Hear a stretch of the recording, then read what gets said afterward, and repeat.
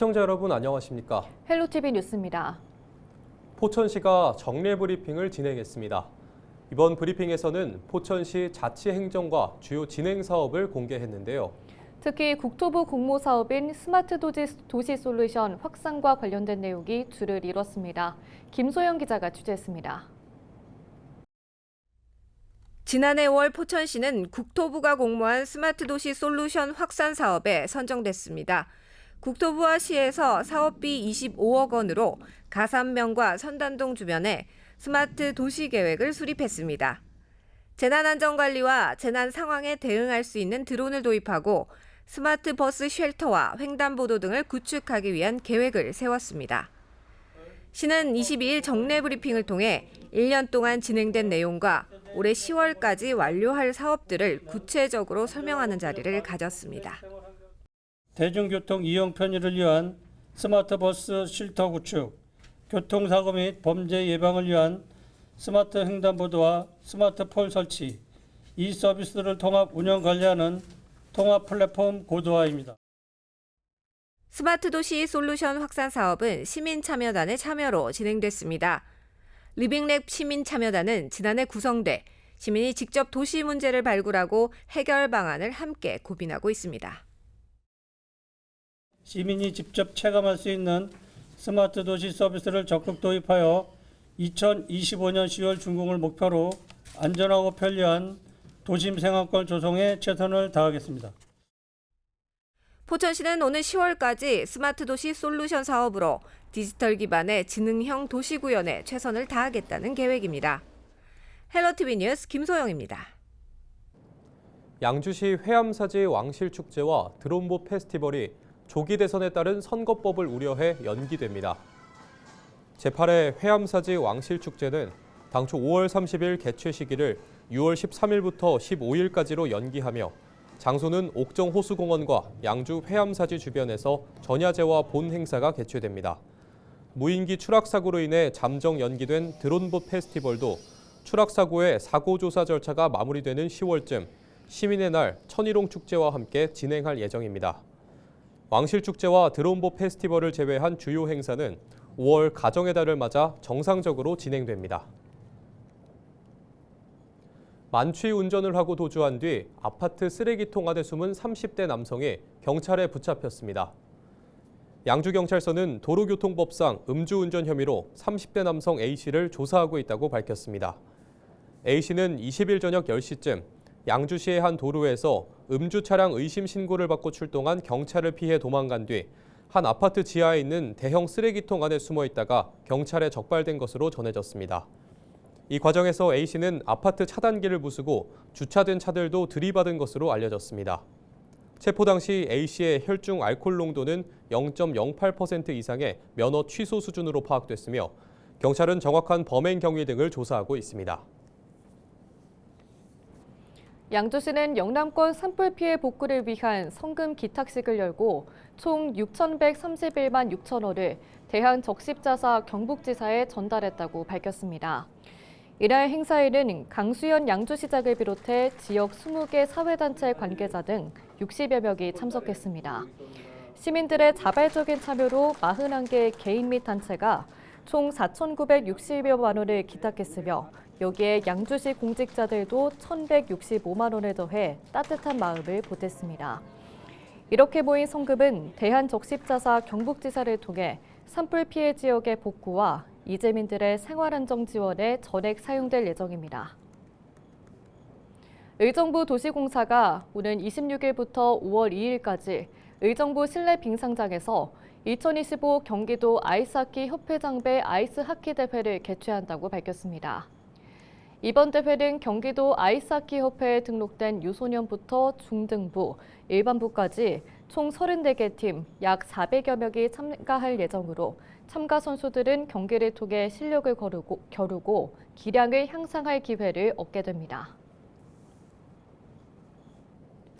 서울시의회가 재건축 임대아파트 의무 공급 비율을 줄이기 위해 조례안을 보류했습니다.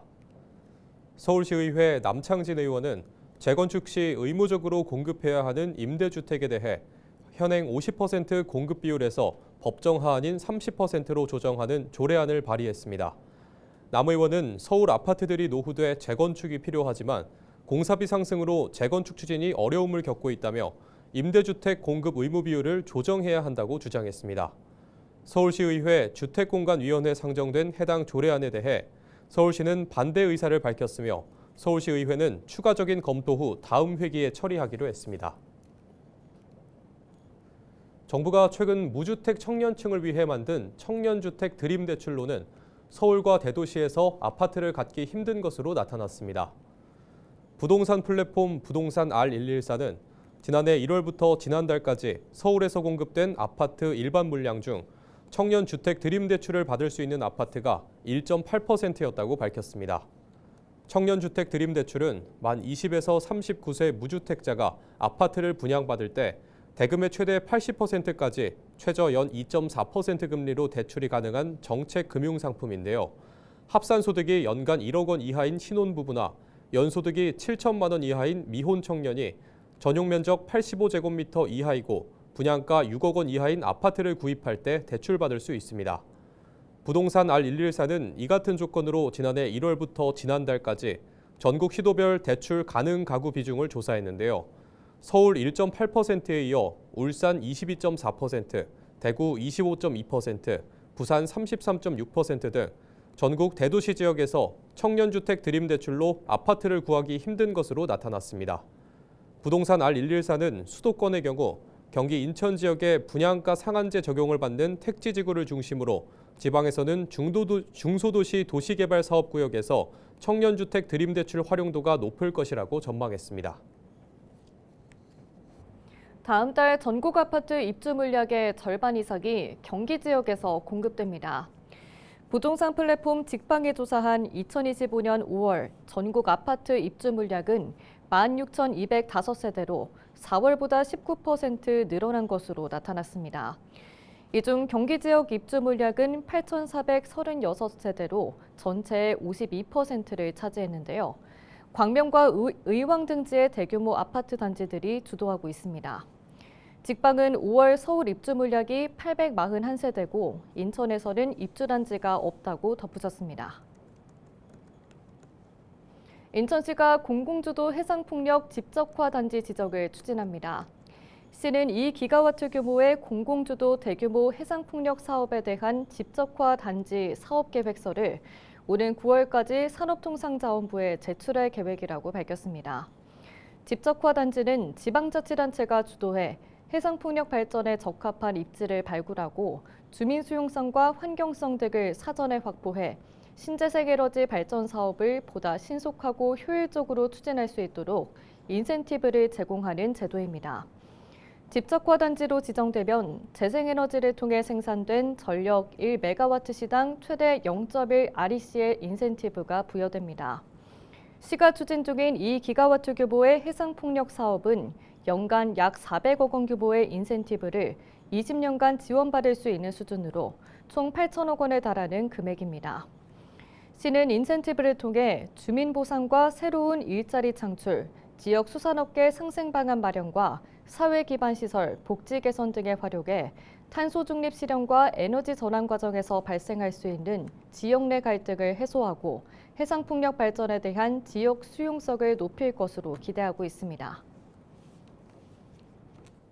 경기도가 경기도 독립기념관 건립 종합계획 연구 용역에 착수했습니다. 이번 용역은 독립기념관의 구체적인 건립 방안을 수립하기 위해 마련됐는데요. 독립기념관의 입지와 규모, 공간 구성, 운영 방안 등이 담길 계획입니다. 용역은 내년 2월까지 진행되며 향후 공공박물관 건립 사전평가와 투자 심사 등을 위한 자료로도 활용될 예정입니다. 한편 도는 올해 광복 80주년을 맞아 독립기념관 건립을 포함해 19개 사업을 추진하고 있습니다.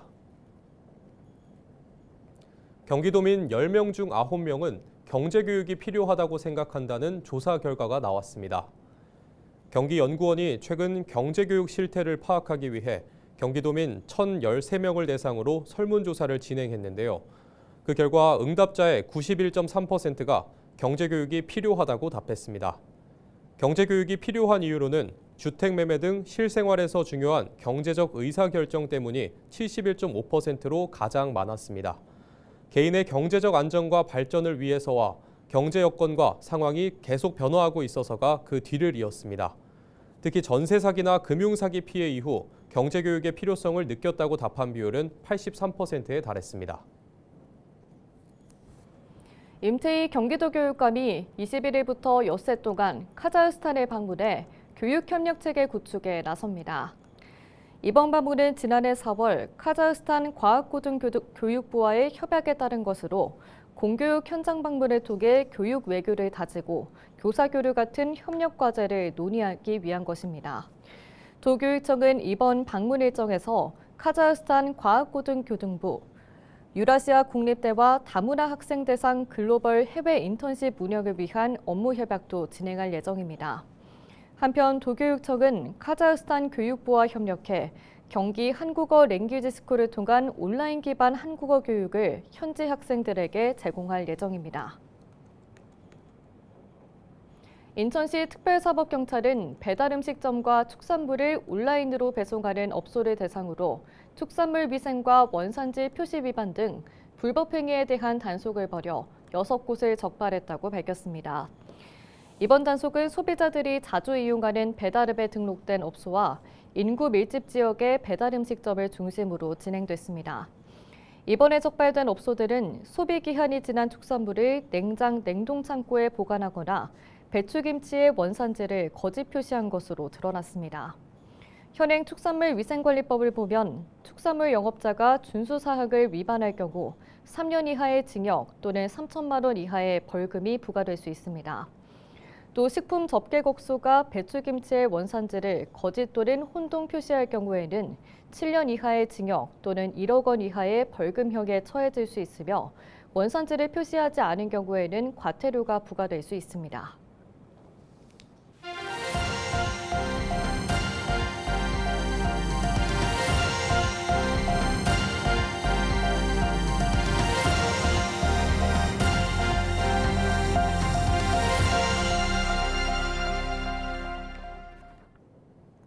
인천시가 블록체인 바우처 지원 사업을 본격적으로 추진합니다. 이번 사업은 인천시와 인천 테크노파크가 함께 추진 중인 올해 인천 블록체인 허브 도시 조성의 일환으로 지역 내 중소기업과 관련 기술을 보유한 공급 기업을 연계해 필요한 비용을 지원하는 것이 목적입니다. 수요 기업당 최대 500만 원씩 총 25개 기업을 대상으로 기술 도입 비용이 지원됩니다. 시는 23일까지 전문가 평가를 통해 공급 기업을 선정하고 내달 8일에는 인천 블록체인 기술혁신지원센터에서 블록체인 도입 희망 의사가 있는 지역 중소기업에게 블록체인 수요 공급 기업 매칭데이를 개최할 예정입니다. 희망하는 블록체인 수요 기업은 내달 9일부터 비즈오케이 누리집을 통해 인천 블록체인 바우처 지원 사업에 선착순으로 접수 가능합니다.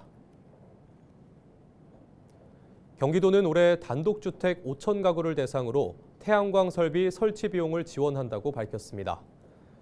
이 사업은 단독주택 거주자가 태양광 설비를 설치할 때 비용의 일부를 보조하는 것으로 도시군 연계형, 도단독 지원형 등 두 가지 유형으로 구분됩니다. 도시군 연계형은 도비가 설치비의 30%까지, 시군비는 각기 사업계획에 따라 차등 지원되는 방식입니다. 신청을 희망하는 도민은 다음 달 7일부터 도시군 연계형은 23일까지, 도단독 지원형은 오는 30일까지 경기도 주택 태양광 지원 시스템 누리집을 통해 사전 계약을 해야 합니다. 경기도는 오는 8월에서 11월 경기 북부 접경지역 일원에서 2025년 DMZ 오픈 페스티벌 행사를 연다고 21일 밝혔습니다. 올해 DMZ 오픈 페스티벌은 지난해와 달리 대행사 입찰 공고 등을 거쳐 경기도가 직접 추진합니다. DMZ 오픈 전시 국제음악제, 포럼, 평화걷기, 페스티벌 홍보 등 행사 추진을 위한 대행사 입찰 공고는 제한경쟁 입찰 방식으로 이달 말부터 이뤄집니다. 이상으로 뉴스를 마칩니다. 시청해주신 여러분 고맙습니다.